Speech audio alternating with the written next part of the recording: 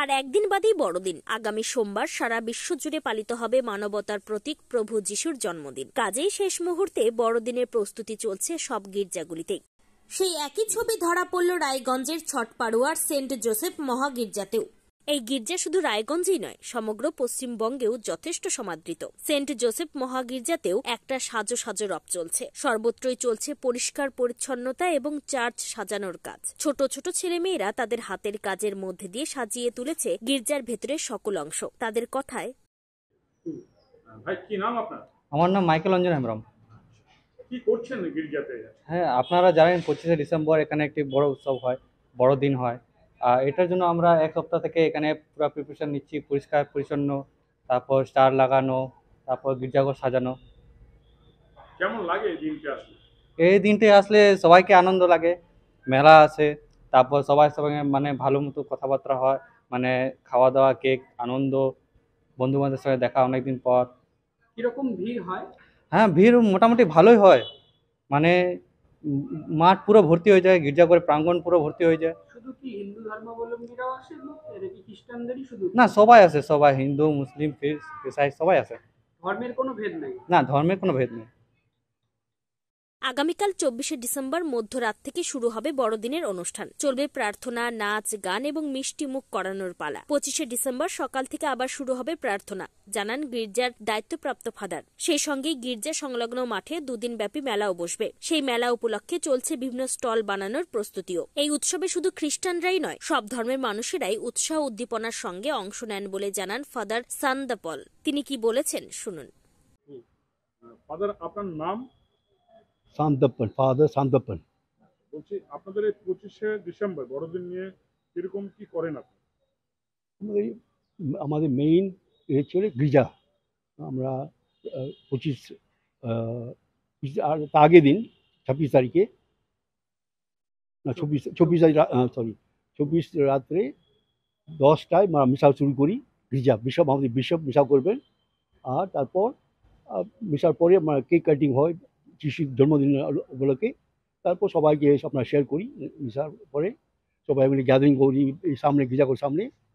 তারপর সেই দিনটা প্রোগ্রামটা নাচ টাচ হয়।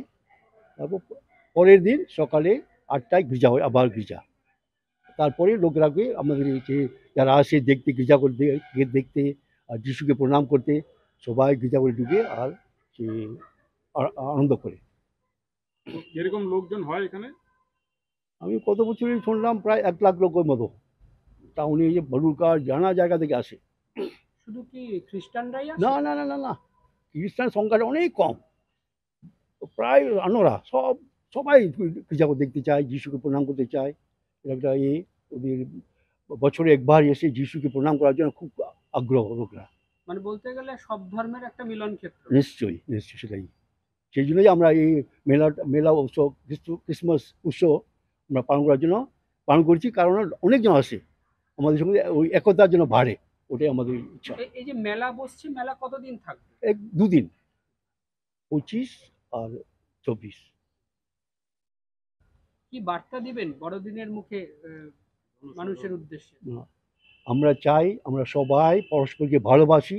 সেই ভালোবাসা থাকলে আমাদের মধ্যে একতা থাকবে, কোনো থাকবে না। অনেক দেখলে কি অনেক অসুবিধা, ঝগড়া, বিরোধিতা চলছে, এ ধর্ম ও ধর্ম নিয়ে খুব খারাপ লাগে। কিন্তু যিশু এসে বললেন, তোমরা পরস্পরকে ভালোবাসো, তার মধ্যে তোমরা সবাই আমার সন্তান। আমরা ওদের পরে অন্য ধর্ম পালন করছি, কিন্তু যে আমাদের মধ্যে যদি ভালোবাসা থাকে, তাহলে আমরা নিশ্চয়ই ঈশ্বরের সন্তান হব। রায়গঞ্জ থেকে নিজস্ব প্রতিনিধি রিপোর্ট, টাইমস 14 বাংলা। সব মাই চায় মেয়েকে রাজরানীর মতন সাজাতে, সাজিয়ে তুলতে চায় সোনার গয়নায়। ওরিয়েন্ট জুয়েলার্স, সোনা যা সর্বক্ষণের।